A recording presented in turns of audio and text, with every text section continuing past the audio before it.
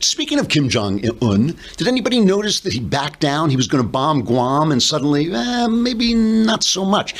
So, of course, the press was just rushing out to say, you know what? Here's a montage of all the reporters saying we were wrong about Trump's aggressive stance, and, we really praise him that he got Kim Jong-un to back down.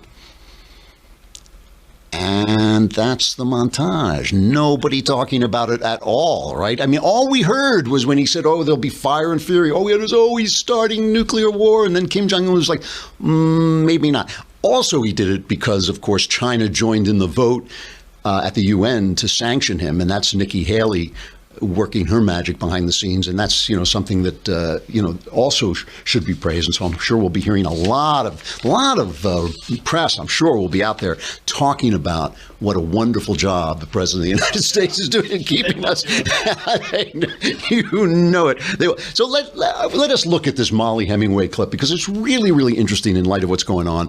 Obviously, the story so far, right? The story so far is that Donald Trump comes out after first he comes out and makes the statement. Everybody talked about the statement and said he didn't condemn the alt-right, and that's what makes him so evil. But let me play the second part of that statement. This is the first statement Trump made that nobody has talked about at all. This is number 9, cut number 9, I think. Is it cut number 9? Yeah.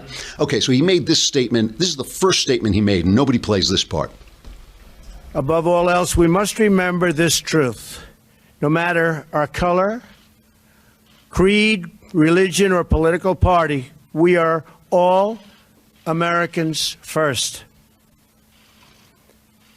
We love our country. We love our God. We love our flag. We're proud of our country. We're proud of who we are.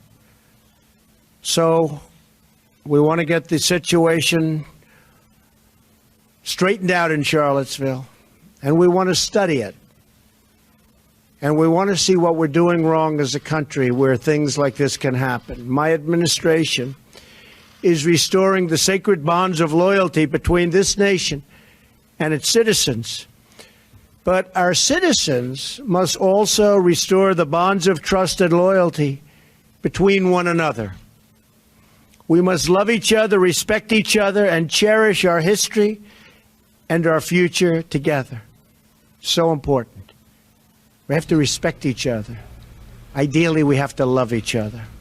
So, not exactly like code to the alt-right to go nuts. I mean, it was a pretty strong anti-racism, anti-hatred statement, but he didn't call out the white supremacists because in his mind, right, he knows that the Antifa guys are just as violent. They're all over the country now pulling down statues. I mean, it's kind of this animalistic vandalism. They're pulling down statues that they feel represent the Confederacy, and they're kicking them. It's like this, it really is this animal, it's ugly. It's ugly stuff. They're incredibly violent. As I've said, I have a particular animus toward the Nazi right because they're in my house. I am on the right. I reject these guys in every single thing they believe. I reject everything, including their stupid tiki torches and their idiotic, soil and blood, this Nazi crap, I mean, all this stuff. I just want to, every time I see them, I just want to take a shower because they're on our side. And that's what makes them doubly bad.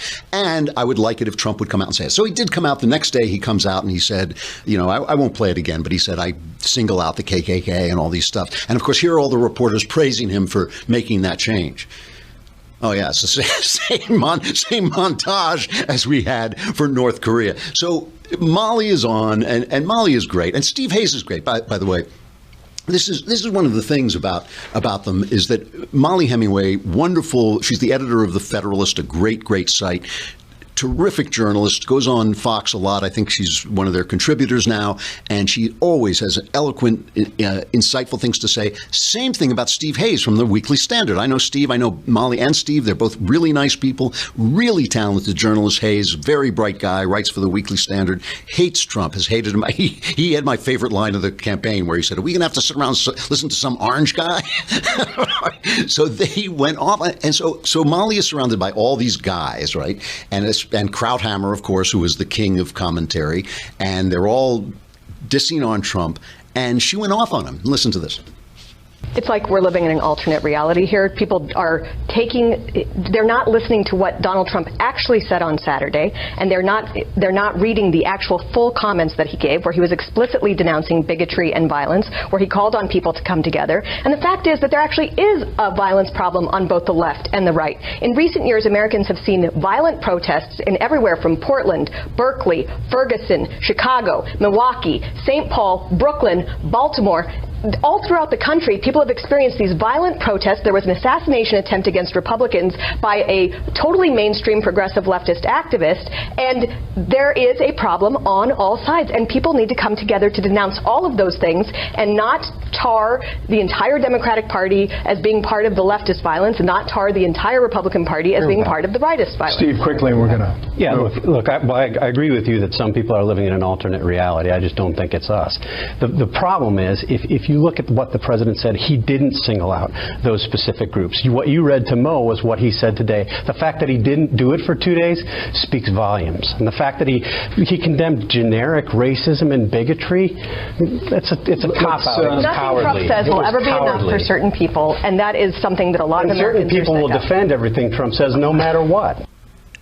So we cut that a little short. Afterwards, they just launched at each other and just fell off the podium. And their clothes and shoes flying all over the place. It was absolutely terrible. So we'll have Molly on to talk about that, because I mean that she was standing there by herself on a show with top-notch panelists and experts and commentators, and that's a very ferocious defense of Donald Trump in this moment when he is obviously under fire by everybody. Which brings